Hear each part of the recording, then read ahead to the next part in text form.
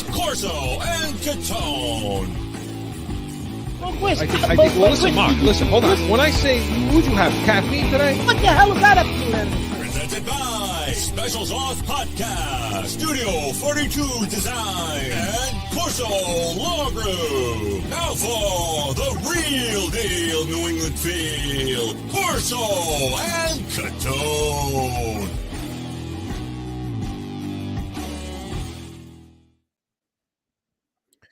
Welcome into Corso and Catone, the real deal New England feel. I'm Corso. Catone is here. Joe is with us in the booth, and you're watching us on YouTube, listening on iHeartRadio, Apple Podcasts, anywhere you podcast. You can catch us and give us a call in heated hotline, 855-313-PATS, 24/7. Leave us a message. Joe's picking the one he wants to, so let's make sure that one's yours. So 855-313-7287. Broken records.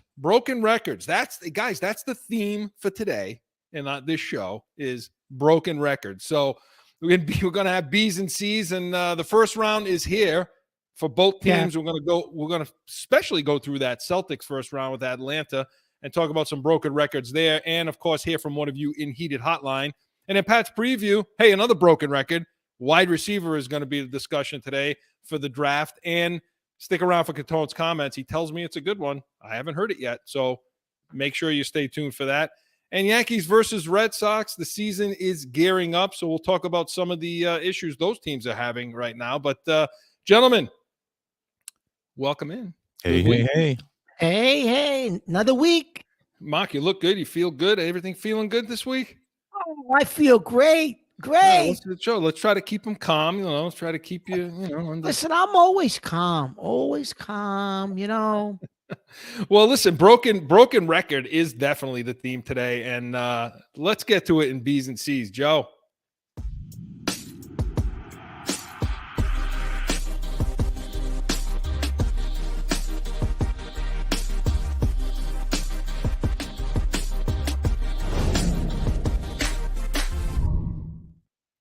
So the first round is here for the Celtics. They're going to be playing the Atlanta Hawks. And, Mark, there's a little bit of last week. Most people thought it was going to be Miami in that play-in game against Atlanta. But surprised?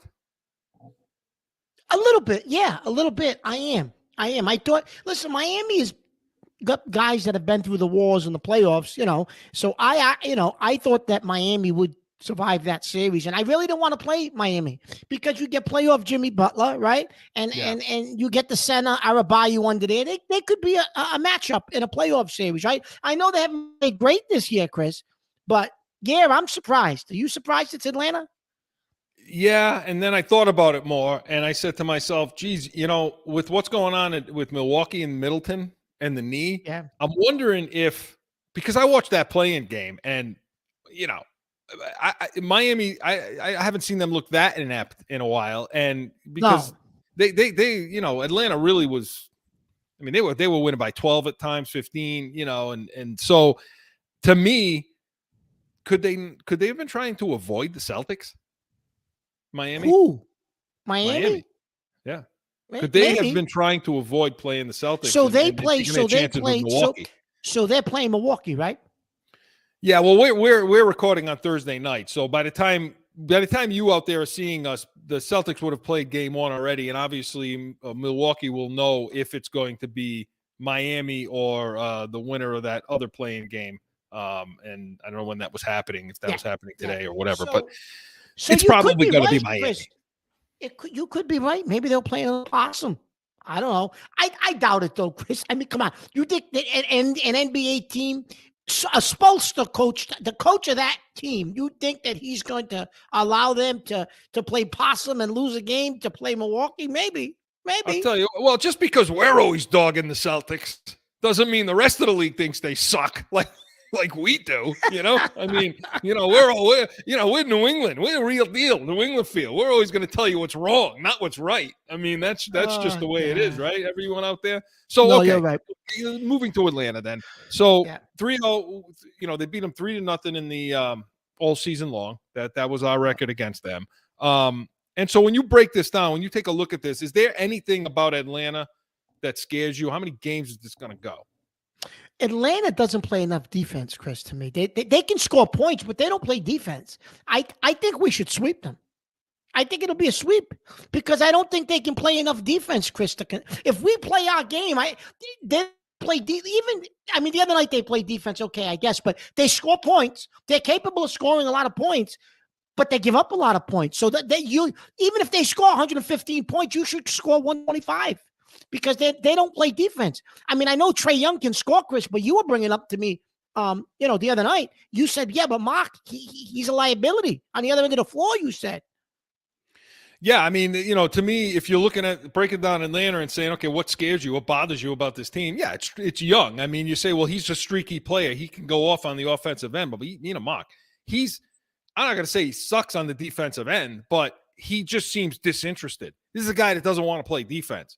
And so when you watch the Celtics play against Atlanta all season long, what you saw was a lot of posting him up, a lot of getting him down into the box a little bit more, embodying him and being physical with him and getting him into foul trouble because I don't know if he doesn't know how to play defense. He just refuses to play defense. And so what happens with that kid, once you get him into a little bit of foul trouble, it may start affecting him on the offensive side of the ball. I mean, but he's the only guy. I mean, when you go down, I mean, they got some pretty good post guys. I mean, they got some guys, Collins had a good season for them as a big man, and Capella too. He was good versus Miami in that playing game.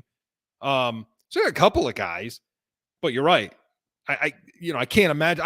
I'll have it go 5 simply because the Celtics, it'll be another broken record, just like the theme today, right? Is it going to be the same broken record, Mark? Are they going to not get up for the teams that are not as good as them? I'm going to say, listen, I'm going to say we're going to get up. I'm going to surprise you. I think we're going to get up. I think we're going to bang this team around, and we're going to – it's best of 7, the first series. Are they best of 5? They're back to best of 7s, right? Get out of baseball, will you please? Get out of baseball mode. Listen, I'm always in baseball mode. You know that. No, I think Chris, they'll sweep them. I don't think Atlanta – honestly, I don't know if Atlanta can win a game. I mean, like you said, Chris, because Young is a liability on the opposite side of the floor. Yeah. I just feel like game 1 and 2 – go to Celtics, and then I think game 3 is the game. They'll go to sleep like they always do. They'll go to sleep. Tatum will disappear a little bit, and that kind of thing, and they'll drop one that they shouldn't drop, and everybody will be pissed off about it, and the whole I and everybody else will be, ready to jump and say, "Oh, so here we go." This is, but then they'll come back strong at home and probably close it out in 5, in my opinion. I think now looking at. One of the things I thought about, really wanted to get your take, and anybody out there in Heated Hotline, let us know about the Mazzulla-Snyder matchup now. So, I mean, you got and I'll go through the series records, but you got these two guys as far as playoff experience. Obviously, Mazzulla, had nothing, no first playoff one experience at all. It's his first one. Nope. But you got Quinn Snyder, 56 years old. He's got 382 regular season wins to Mazzulla's 57. He's got 51 playoff wins, not with Atlanta. This is from before. But I really thought one of the benefits to maybe playing Miami was going to be Smolstrom pushing Mazzulla. Because you think, they should have beat either one of these two teams.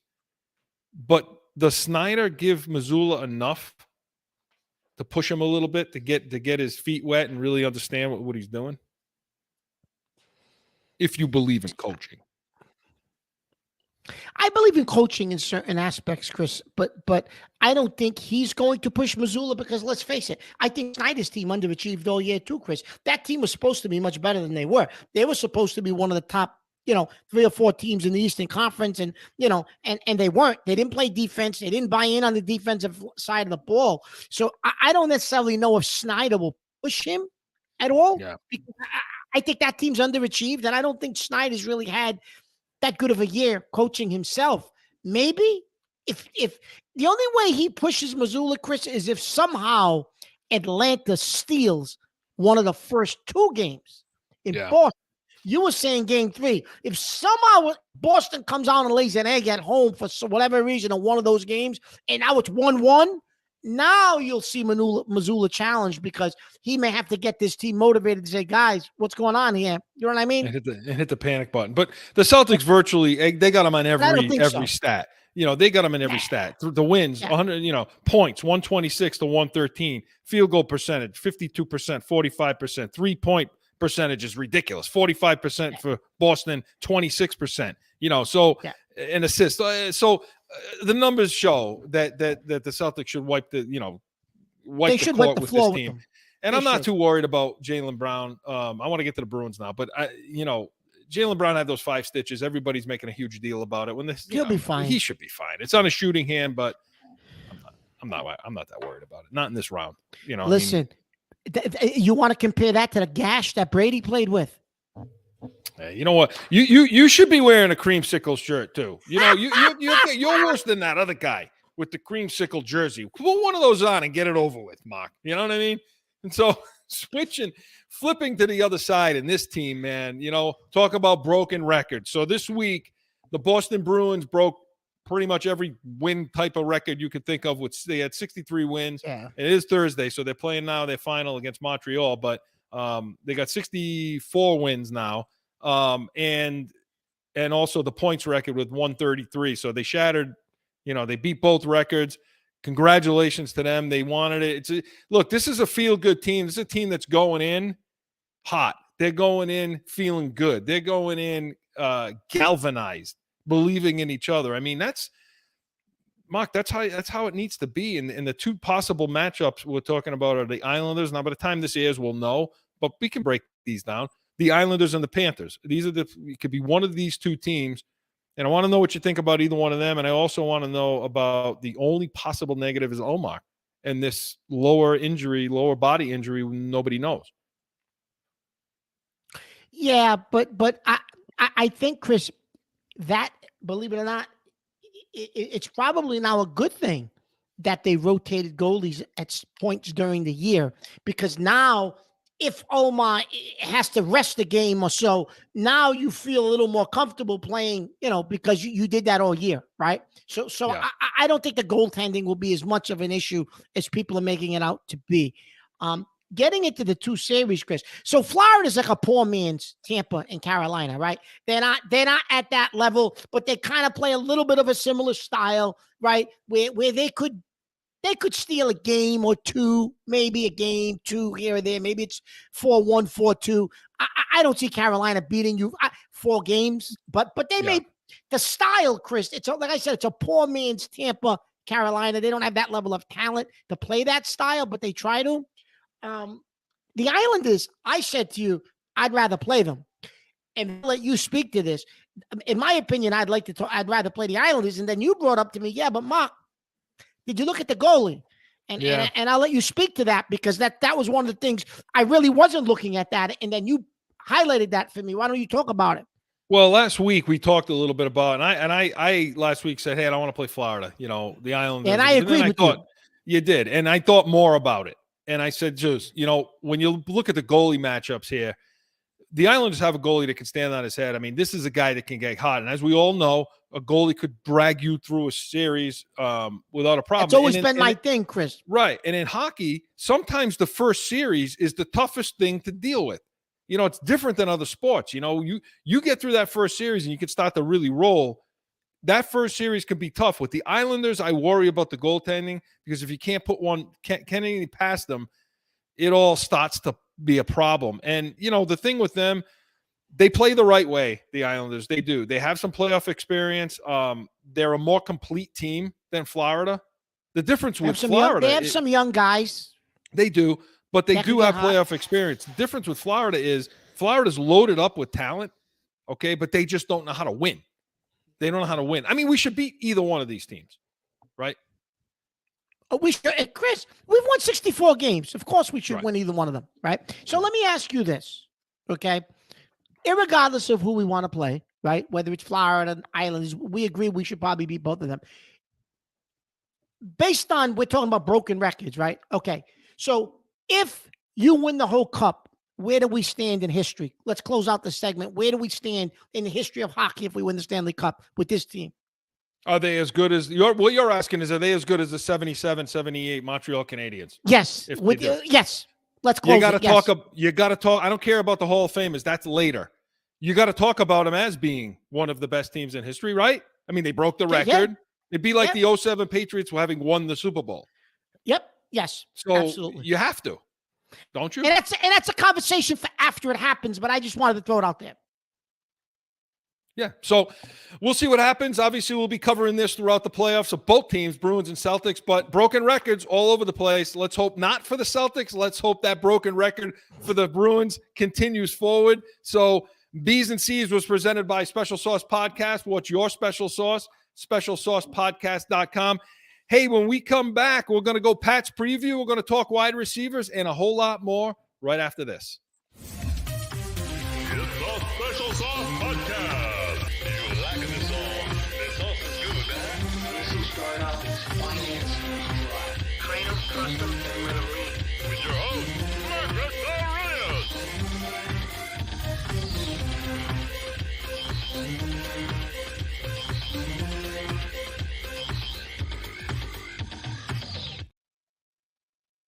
Back in with more Corso and Catone, the real deal, New England feel. And hey, look, leading up to the draft, just a couple of weeks left, Mark. Very excited for that draft.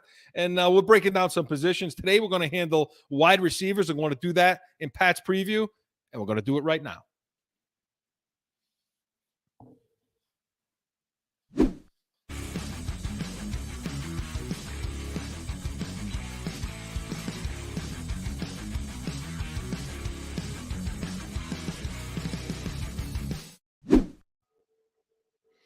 So, Mark, listen, and the broken record here is we need a wide receiver, right? Patriots need a wide receiver. They need a wide receiver. Okay, yeah, we need a wide receiver. Listen, they're taking a tackle in the first round. Well, we'll talk about that in a second as to who we think is making that pick, depending on what they do. But look, going into the draft, we broke down the free agents for wide receivers. It wasn't really a huge class free agency-wise. Maybe some trades, and that still may happen with Hopkins, right? We'll see. I mean, Chris, if they trade for Hopkins, then you may not see them take a wide receiver till like third, fourth, fifth round if they get Hopkins. Right. So what I want to ask, because you're the guru here on wide receivers. So looking at this draft class, what do you think overall of this draft class, and then break down some of these guys? And is it a situation where, like everybody does all the time, have we all talked ourselves into thinking that this wide receiver class is better than they are? Well, I think a lot of the pundits absolutely have, but not on the real deal, because we tell you how it really is. And I've been telling you back months ago, I said to you that this was not going to be a great wide receiver class, and I still don't think it is. Listen, they're mentioning all these guys, Chris. The only, in my opinion, legit first-round guys in this class are Jackson Smith-Njigba from Ohio State, okay? Now, he was hurt last year for most of the year. When he was healthy, Chris, the year before, okay, he played with Chris Olave and Garrett Wilson. 2 first-round draft picks. Wilson was what, top 10? Right? Yeah. Mm-hmm. Okay. This kid, Chris, from Ohio State, put up incredible numbers the year before. He was better than Olave and Wilson. In fact, Wilson, when asked this year during the season, the Jets, he said they were talking about him and Olave, and he said the best wide receiver on the team is still in college. He was talking about Jackson Smith-Njigba. There's no question, kid, that this kid is the number 1 receiver in this class, in my opinion. He may not be taken first, Chris. People are obsessed with this kid from TCU. I don't like him at all. I don't like the kid from TCU at all. But Quentin Johnson, Chris, is a 1-year wonder. Didn't play top-notch competition, Chris. He's tall. He's 6'3", runs like a 4.55 40. I don't like him. I don't care. He's projected to be a top 10 pick. You can have him. I don't want him. Don't want him. The kid from Ohio State is a perfect fit for us, in my opinion. The other kid who I love, first round all day long, is Jalen Hyatt from Tennessee. Why Jalen Hyatt from Tennessee? Because he lit up NFL corners every single week in the Southeastern Conference. You know how many touchdowns he scored against Alabama this year? 5 in one game against Saban. Saban didn't know how to stop him. And Alabama's got defensive guys that are going to be. Of course they do. So when you say to me, oh, this guy's from TCU, listen, Hyatt did it, Chris, against the best corners in college football. He led the nation in touchdowns for wide receivers. He's my other legit number one first-round receiver. The kid from USC, he's fringe, Chris. He's a fringe receiver. He's going to go in the first round. I don't like him either. I don't like him. Addison.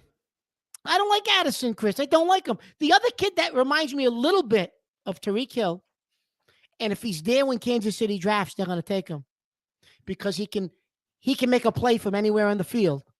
He's small, undersized. Is this kid Zay Flowers from Boston College?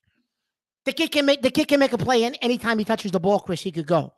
Okay. Yeah. In that way, he reminds me a little bit of Tyreek Hill.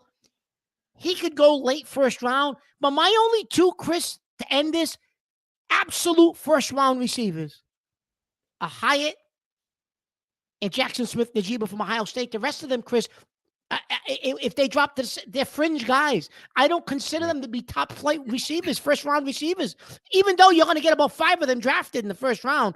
Those are the only 2 locks. And the kid Flowers later in the first round, I'd say, yeah, I would take a flyer on him just because he can break the field open from anywhere he catches the ball. But that's my opinion, Chris. There's a lot of other guys I can go through with you in the second, third, and fourth round, and we'll do that maybe as we get a little bit further. But the other kid, Chris, that I think that the Patriots are going to draft probably in the second round, I told you, is the kid out of North Carolina, Josh Downs. He's the Patriots are going to. If they don't get Hopkins, that's their wide receiver. I just have the feeling when I look at his numbers, I've seen him on tape, they'll take him in the second round. They won't take a receiver in the first round. If he's there in the second round, Belichick will take him. And I don't have a problem with that. See, the thing with me is with wide receivers, look, I don't want to take a smaller guy. Okay. Because I don't consider Jackson Smith-Njigba a small guy. I mean, he's 6'1", runs he's a 6'1", Chris. So he's not small. He weighs 200 pounds roughly. So that's not a stretch to me. You take a guy like that in the first round, and I think they could trade down although what I just said leading off this segment about talking yourself into, that's what everybody's doing out there, talking themselves into thinking these receivers are better than they are. And this is a guy that may happen with. So by the time they pick at 14, believe it or not, he may be gone because people have talked themselves into it. Now, a few weeks ago, he was down right around 22 to be picked. But so I don't have a problem with them taking him. Okay. I agree with you 100% on Downs in the second round. And that's the smaller guys. He's 5'9", runs a 4.4. Same thing with Zay Flowers, 5'9", runs a 4.4. Look, taking these smaller guys, these Tyreek Hill type guys, Mark, get them in the second round, get them in the third round. Those guys are going to be around. I don't want to spend a top 20 pick on one of those guys. I don't want to do that because I know you can get them if you know what the hell you're looking at, right? What did you just say? That's the key to it. If you know what the hell you're looking at. I didn't say they did. I'm saying that. If they do. That over and over. Well, I'm hoping that Billy O'Brien's experience since he left New England now that he's gotten back and what he's seen out there, I'm hoping that he has a big voice in that room. Now, Chris, you have an interesting perspective when it comes to wide receivers because you coach corners. So the way you look at a wide receiver is a little bit different than maybe I would or somebody else would because you coach corners. So tell us what you think makes a good receiver or a difficult guy to cover because that's what you do. You coach corners. Hands. Safety. Hands. Their hands, their get off. How are they getting off the ball? And what are they doing with their hands? So when I'm teaching a corner how to press, you play zone as a corner, it's a lot different technique, but let's just, for purposes, we'll talk man-to-man press coverage, that kind of thing. And there's some old-time corners that say that's the only coverage there is, man. A true corner, just that's all they want to do is play press. But it's their hands. Like Miles Bryant. This is not supposed to be the comedy hour right now, Mark Catone's comedy hour, but No, you look at their hands, you look at their steps, you look at their get-offs, how they stride. You know, when I'm teaching the corner, I'm looking at, okay, what do their strides look like from route to route? So when you're watching this guy on film, does he adjust his strides depending on if it's a shallow route, if it's a comeback route, or if it's a go route, a sluggo, something like that? How is he striding coming off the ball? Hiding your hands. How good is the wide receiver at hiding their hands? Meaning, show your hands at the last second to get up and get the ball, because that drives corner. That's tough on a defensive back when wide receivers can do that. You know what I mean? Because it isn't just about eye placement anymore, is where the receiver's eyes are. It's about all of that and how strong their hands are. What kind of strength does the wide receiver have at the point of the catch? You know, these are the things, these 50-50 balls. There's a lot of that these days. So to me, when I look at wide receivers, that's the kind of thing I see and in today's game. And obviously speed. You know, you to be able to run away from people is a necessity in this game. So those are the things I see. I'm not as big on Zay Flowers, Mark, as Belichick is.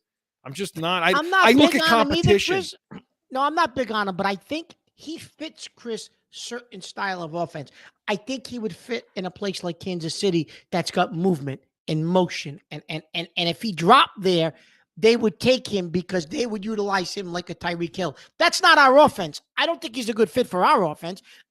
The guy that's the fit for our offense, Chris, is Jackson Smith-Njigba. And if he's anywhere near where you're drafting and your tackles are gone, because you seem to think there may be a run on tackles. If there's a run on tackles and he's there within 1 or 2 picks, I think you're going to try to move up and take him because he fits our offense. The other kid, Chris, that you know I love, and he's going to be, I'm telling you, he's going to put up numbers. He's going to be very similar to Justin Jefferson with my Minnesota, maybe not as good. But, Chris, he's got huge hands. He's got an arm spread of 32 and almost 33 inches. Yeah. He's just – Jalen Hyatt has hands, spread of arms, height. He's 6 feet. Chris, the kid runs a 4.3.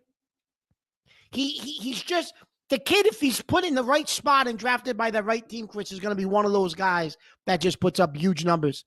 And you know, but anyway, so let me ask you a question. First round, Chris, those are the only 2 guys I would take in the first round if I was the Patriots that high. Nobody else in this draft. So I would take no other wide receiver at 14. There's 2 guys I want to ask you about, but the first thing I did, we used to talk about the 14, and you talk about the kid from Ohio State. And I'm with you. I want him on this team too, because for what they do, I'm good with that. Yep. If they take that guy, if he's there and they take him at 14, does that give you a good indication as to who's picking in that room? Because to me, just quickly, if they take a fat guy at 14, a tackle, anything else like that, that's Belichick making that pick. They take this wide receiver. He ain't making that pick, is he? No. Is Kraft making that pick? Is Kraft saying to him, we need offense. We need offense, and let Billy O'Brien and Grow make this pick, Bill, because we need offense, Bill?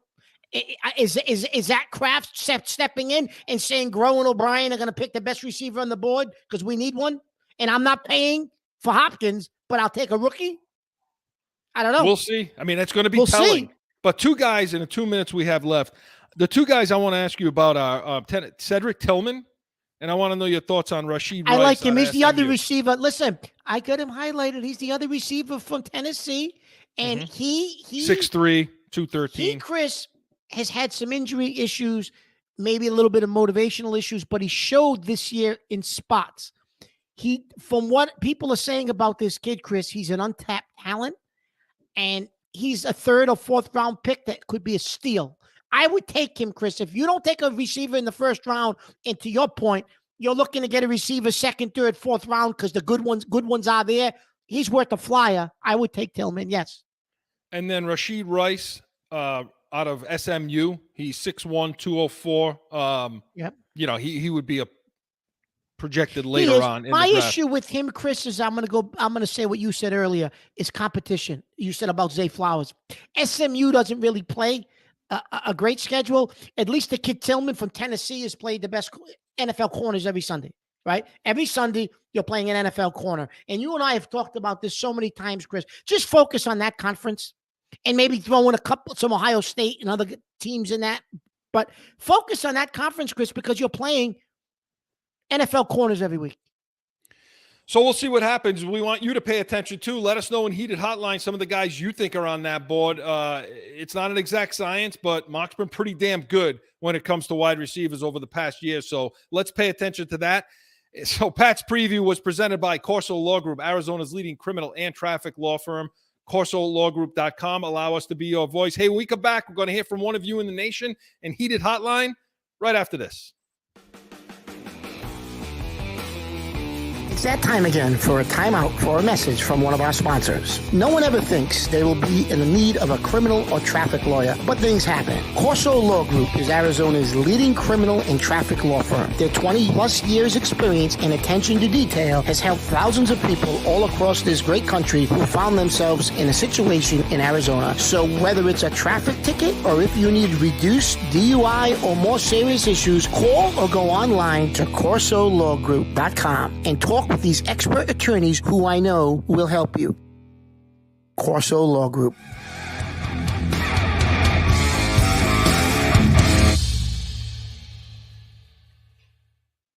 Back in with more Corso and Catone, the real deal New England feel. Hey, didn't have it last week, but we want it this week. We want to hear from one of you in Heated Hotline. Joe, let's have it.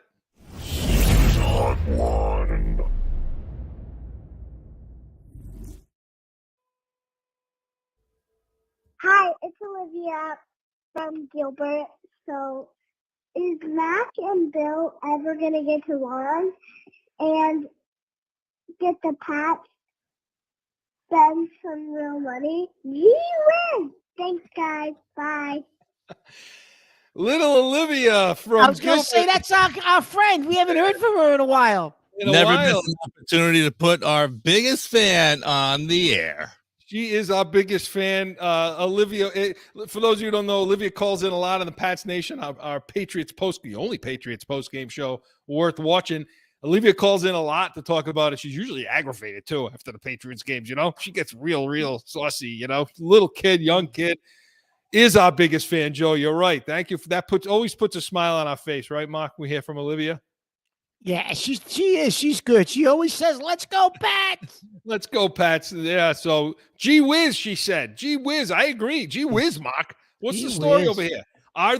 Listen, for out of the mouth of babes, right? So, I mean, Mac Jones is probably, you know, he's here. I mean, all this nonsense about Lamar Jackson, I think they listen to you, Mark. This is who's going to be here. The Zappy, the Mac Jones. Can these two repair their relationship? Well, I don't know if Bill's going to have to repair his relationship with Mac Jones, because I think he's going to pass Mac Jones on to Billy O'Brien, just like, you know, when McDaniels was here. I think you're going to see Mac and Billy attached at the hip. I think when the defense is on the field, you're going to see Billy O'Brien sitting next to him, just like McDaniels was. And according to reports this week, Chris, he's in the building every day. He's working out with guys. He's throwing to guys. And he's isn't Zappy. Isn't Zappy. I understand Zappy is, but no one's talking about Zappy. So that tells me that Jones looks better than Zappy. Yeah. Because they're not leading with Zappy, Chris. They're leading with Jones. That's what that tells me. If Zappy was shining, you'd hear more about Zappy, right? But they also made it a point to say, Mac Jones is reworking the playbook with Billy O'Brien, not Zappy. Mac Jones is redoing the playbook with O'Brien, because I think, Chris, you're going to see them, and this goes back to our conversation last segment about receivers. Yeah. I think you're going to see them bring some of those Alabama principles into this offense. Things McDaniels didn't do, things they did at Alabama that O'Brien learned and watched them do that Jones is comfortable with. I think you're going to see that come into this playbook now, Chris, because that's probably what they're building and redoing in the playbook. So you may need a receiver or two in addition to what you have to do that. So, but and as far as the relationship goes, here's the thing, okay? There's two schools of thought. Belichick is he's done with Mac Jones. He doesn't like him, doesn't want him, doesn't need him, didn't want him to begin with. And so he's just going to pout and be a baby until he's gone, you know, and Kraft just won't let him leave. Then there's the school of thought is he pushing him? You know, is this the old, T-Rex, as Mark calls me, method of, I'm going to make you hate me so you work your ass off and you do it just to spite me. You know, that there's an element to that. Winning fixes everything, Mark. I mean, winning fixes all, right? So, yeah, Absolutely. he's working hard. I think Billy O'Brien is that medium, is that middle guy that, like Josh McDaniels sort of, where, Bill, I got him. Don't worry. I'll take him. I'll talk with him. We'll be fine. And then they work together. And if they come out and they're hot and they play well and Mac Jones plays well, that's going to fix all. But if it goes sideways, you know, I don't think they can repair it on their own enough to withstand a bad start. You know, a bad start, a bad performance by Mac Jones. And Mark, real quick, you know what I think. I agree. They put him in a crap position. They delivered the season to Mac Jones on a shit platter, okay, is what they did to him. And I get that. But you know what? Stand up, grow up, take the damn job, and that's what the greats do. But listen, Tom Brady walked into a tough situation. Drew Bledsoe, all that. He took the job. Take the job. Take the job so nobody talks about it. So you make Bill Belichick look like a damn fool. And that's it. Stop throwing off your back foot. Hit the open guys. Stop doing them. Let's not forget some of the crap he did in the season. I get it. But the coach isn't out there on the field when he's hitting his back foot drop and delivering the ball to the ground. That's not the coach doing that, Mark. You know? So come on, take the job. And I think, Chris, you'll see him take the job. And I got a theory. As I was looking at this roster, Chris, right? I was looking at this roster this week closely and went back and looked at some of the games and some of the film.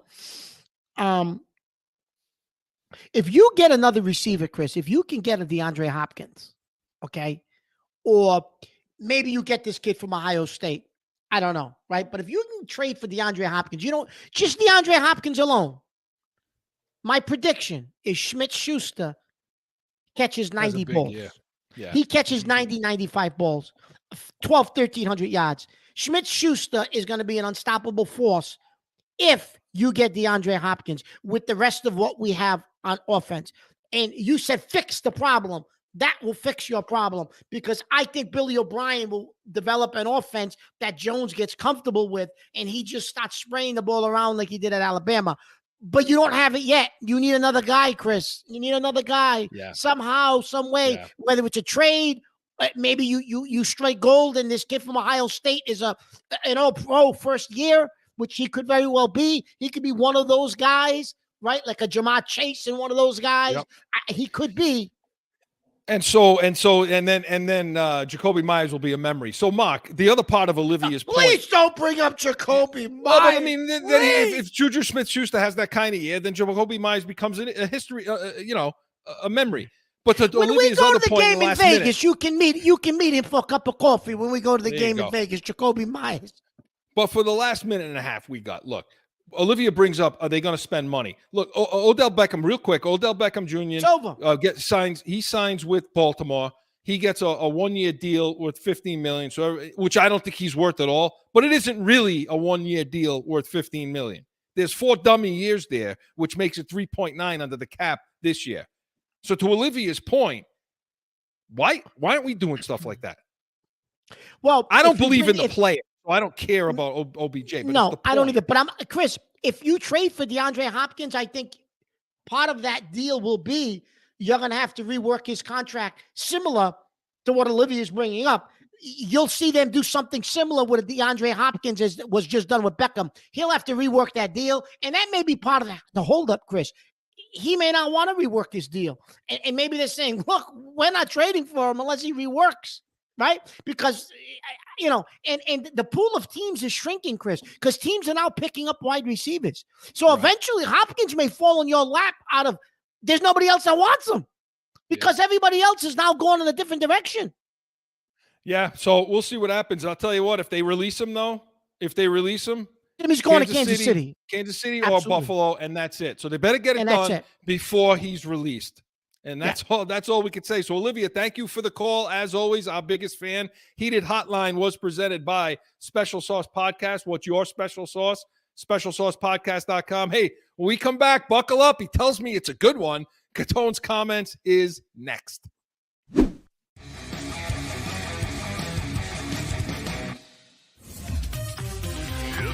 Special Sauce Podcast. You liking the song? The sauce is good, huh? This will start off as finance dry. Train them, trust them, and let them lead. With your host, Marcus Arias. Tune in to Special Sauce Podcast, wherever you podcast. What's your special sauce? Time for Catone's Comments! So a few weeks back, I don't know how many of you were listening when we did a Corso's Dilemma. I think it was Corso's Dilemma, we called it. And Chris told us about somebody riding a bicycle. And he got out of the car and he was waiting for the guy to come around the corner up the hill on this bicycle. Two guys, I guess. All right. Well, I've got a theory on bicycles. Over the last 3 weeks, I've had enough of bicycles. I got a theory. There's 3 categories of people that ride bikes. Now, I don't mean to upset anybody that rides a bike. I don't mean to disrespect them. Listen, if that's what you choose to do, hey, great for you. But I have my own opinion about it, and I'm going to give it to you. Here is my thing. I got 3 categories of people that ride bikes, and they're all useless to me, personally. Now, first, you got the ones like the one Chris described. They think they're in the Tour de France. They think they're Greg LeMond. They got the pants. They got the shirt. They got the number, for Christ's sakes, in the back of the shirt, even though they're not really racist. They got the helmets, the gloves. They got the glasses. They got everything. They're riding up. They got everything's pinned tight, and they're sprinting in the bike. They're sprinting. The only problem is they got these bike lanes. The bike lanes are taking up half the goddamn car lanes. So if you're in an SUV, you're going to take the biker out. They slide back and forth. Then they're stopping at red lights. They think they're a motor vehicle. They're doing all kind of crazy things in this bike lane. But these people that actually think they're racers, they're dangerous because they come out of nowhere. And they're dressed like they're in the Tour de France. Listen, it ain't the Tour de France. You're in Rhode Island with potholes and crazy drivers. You're not in the Tour de France in the mountains in the Alps. So maybe you need to understand that. That's number one. Number two, you got these guys on bikes. They got on sweatpants, these T-shirts with their bellies. Their bellies are hanging over the bike. The handles of the bike, the belly's hanging over. They can't even, they're sweating. They can't even ride the bike. They're in this bike lane. They're going to fall over. They need oxygen. They need water. What are you riding a bike for? Please, what are you riding a bike for? You're going to kill yourself. I don't understand it. But I give them credit. They're riding the bike. They're going, they're riding, they're going to pass out dead, and they're riding the bike. Listen, get in a car, drive the car. You want to exercise, go to a gym, go get a stationary bike in your house and get on the stationary bike. Why are you on the street? You're going to kill yourself. Why? Why are you on the street? I don't understand. Then there's a third group. The third group, they're in suits and ties. They're driving. They're in suits. They're in Armani suits, ties. I don't know what they're in, right? They're putting on sneakers with their suits so they can drive their bikes. Listen, you got on an Armani suit and you got on a tie.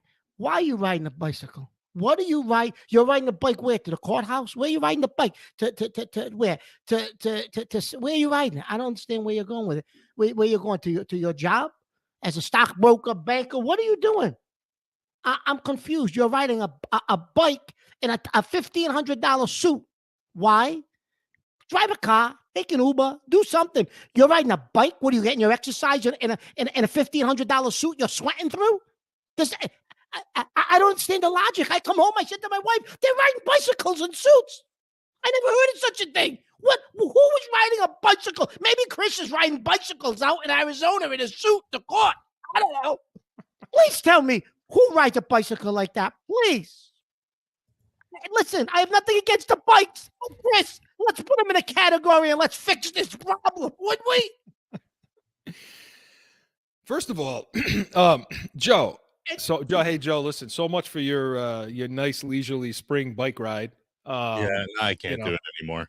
That's Thank it. You have to. that. Yeah. So the Easter Bunny just brought you a new bike, Joe. He was all excited to tell us about it. Now he's just got his head down. He's going to take it back. He just got his nice Schwinn. He's getting that taken back now. So, Mark, who the hell? Let me ask you something. $1,500 suits. That's pretty good. You got 15. I'm just throwing out a number. I don't know what they paid in my closet. You know, I'm not. There's no $1,500 suits in my closet. I've never seen that. I've never seen somebody. But I'll tell you this though. I'd rather see somebody riding a suit, riding their bike as if their car broke down and they're busting ass to get to work than these fools with the numbers on their chest and the like they got sponsors like Gatorade and this is like. Where you come? You're about 75 years old. You got a shirt that says Gatorade on it with a number on it and a bullet helmet. Don't listen. I need to shut up because I gave my take on this a couple of weeks ago, Joe, what is your take on this, Joe? Since you're a bike rider, you got a bike for Easter. What's your take on this, Joe? I just try to peg him, try to hit him with the car, I try to prove your point correctly. But I thought you were a bike rider. No, he's just busted chops. Not anymore, anyway. You gotta get one of those. Not anymore. That's what he said.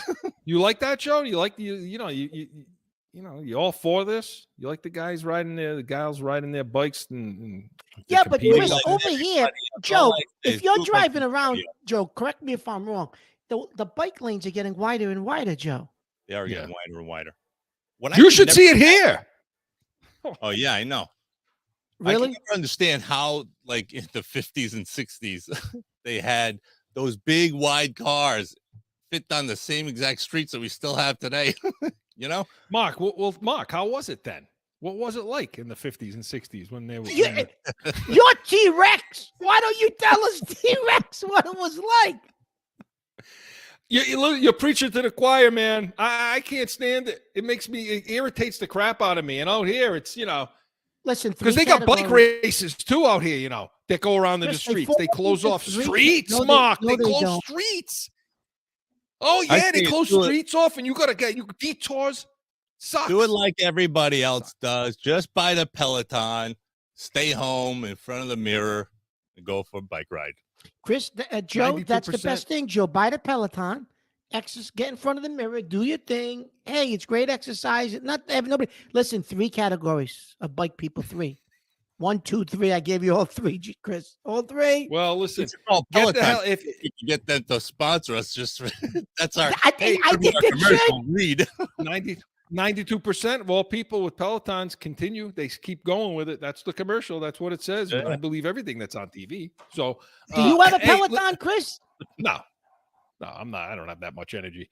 I don't have enough energy to get online and buy one, let alone get on that damn thing every day. So, listen, if you're in those 3 little PSA, if you're in those 3 categories and you see Catone riding around in his driving school car and anything else, get the hell out of the way. Because he's going to run your ass down. Listen, I added a section to my driving manual on bicycle etiquette. I added a section. Well, you can pick it up in bookstores everywhere and Amazon.com. So Catone's comments was presented by Corso Law Group, Arizona's lead criminal traffic law firm, and that includes bicycles. CorsoLawGroup.com. Hey, when we come back, we're gonna go Yankees versus Red Sox right after this. It's that time again for a timeout for a message from one of our sponsors. No one ever thinks they will be in the need of a criminal or traffic lawyer, but things happen. Corso Law Group is Arizona's leading criminal and traffic law firm. Their 20-plus years experience and attention to detail has helped thousands of people all across this great country who found themselves in a situation in Arizona. So whether it's a traffic ticket or if you need reduced DUI or more serious issues, call or go online to CorsoLawGroup.com and talk with these expert attorneys who I know will help you. Corso Law Group.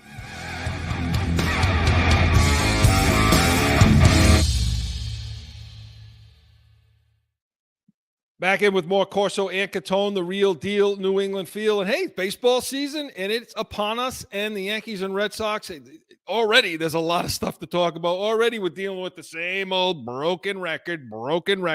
Yankees versus Red Sox, Joe. Let's have it.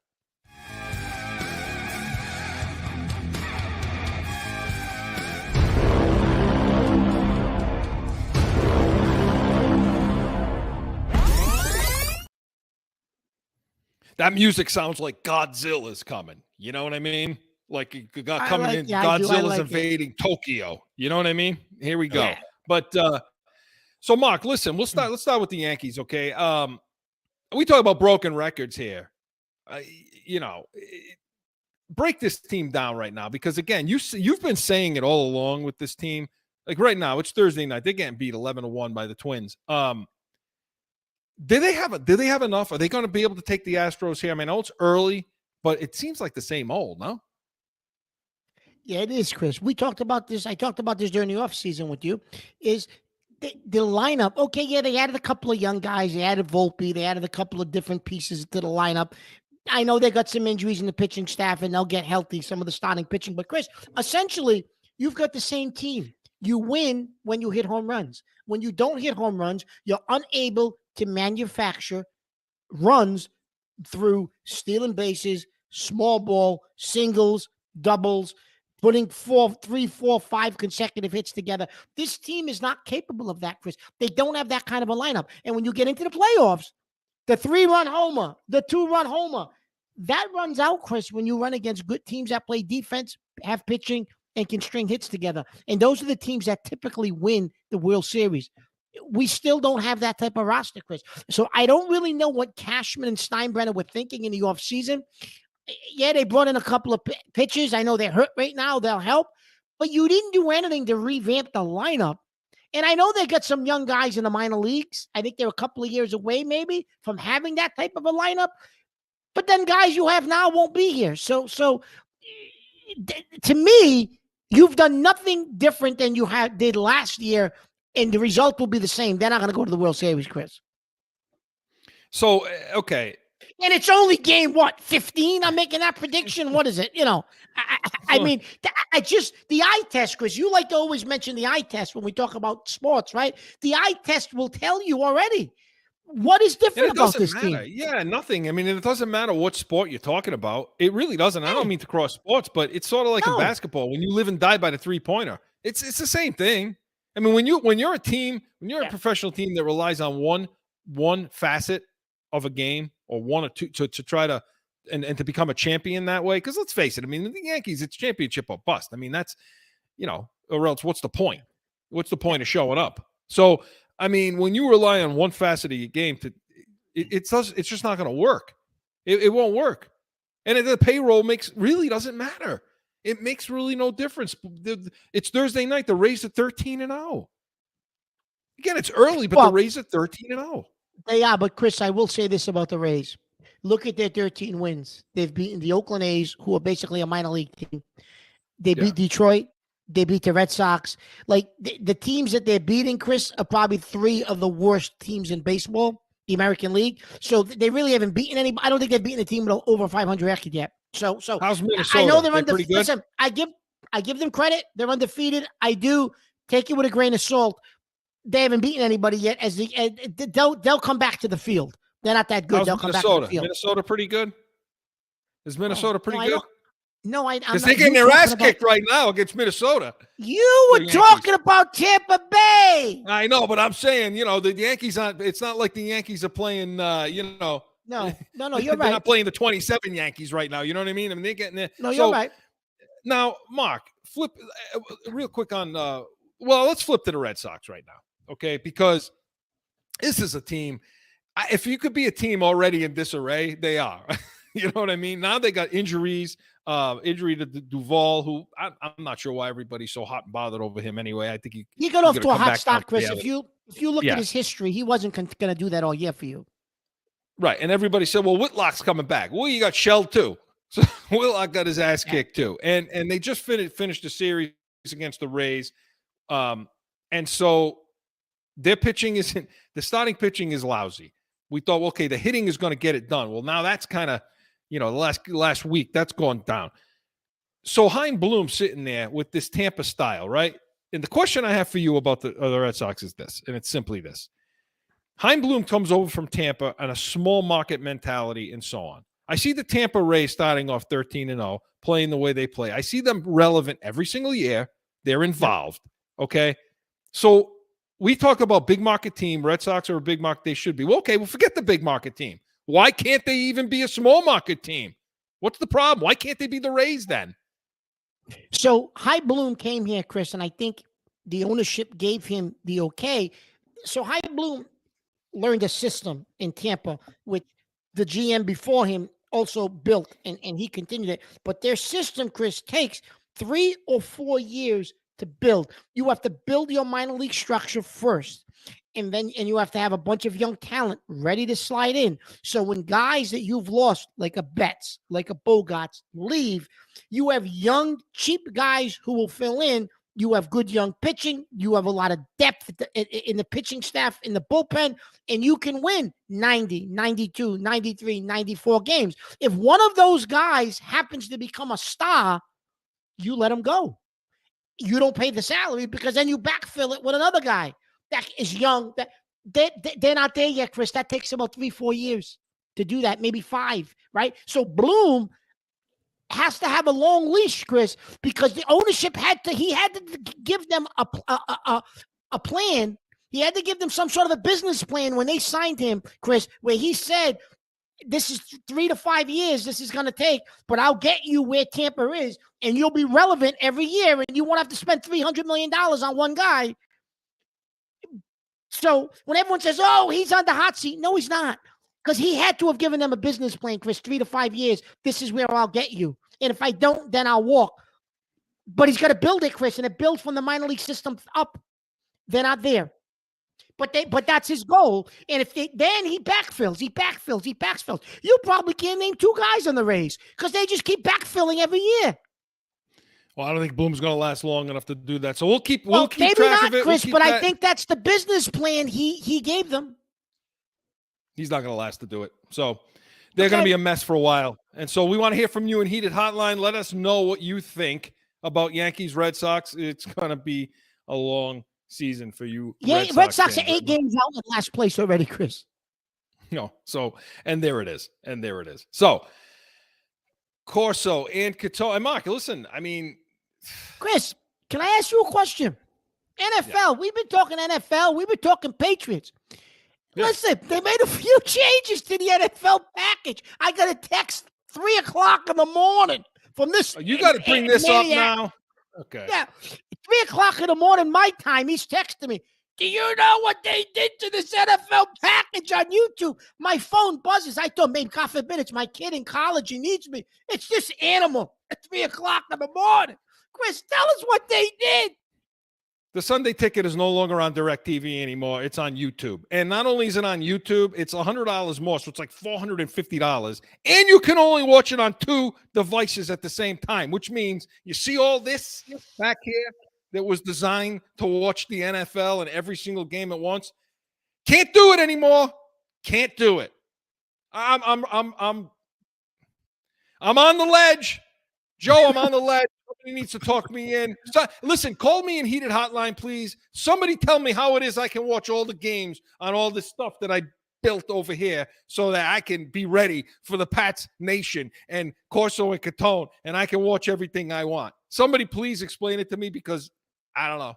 We'll have to give me some illegal stick, something. I don't care what it is. Send it over to me. Chris, so let me ask you a question. How is that possible that Hurry up, because we got to go. So what about all these like bars and stuff that used to show all the games? You're not going to be able to do that anymore. Yeah, 3,000, 6,000, 12,000. I've already looked into all this. That's what they're going to have to cost them to do this stuff. Oh, okay. So they're money grubbing pig bastards. All they care about is the friggin' money. Screw you, NFL and YouTube. I got to stream things. I don't know how to do that. So I'm disgusted. Joe, help him out.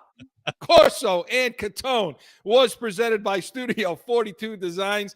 studio42designs.com. Listen, get on, watch all our shows. Listen, we're up for you to hear, listen to, watch, and subscribe. Give us a thumbs up and come back next week, 7 p.m. Eastern. We're going to talk more NBA and NHL playoffs, Catone's comments, of course. We're going to move to the defense for the draft and talk defensive players. And your heated hotline calls, anything you bring to the table, we'll be ready. We are Carson Wayne Catone, the real deal, New England feel. See you next Saturday. Right, Carson Wayne Catone on iHeartRadio, iTunes, or wherever you podcast. And subscribe to the YouTube channel, Corso and Catone, and catch the chaos at 7 p.m. on Saturday.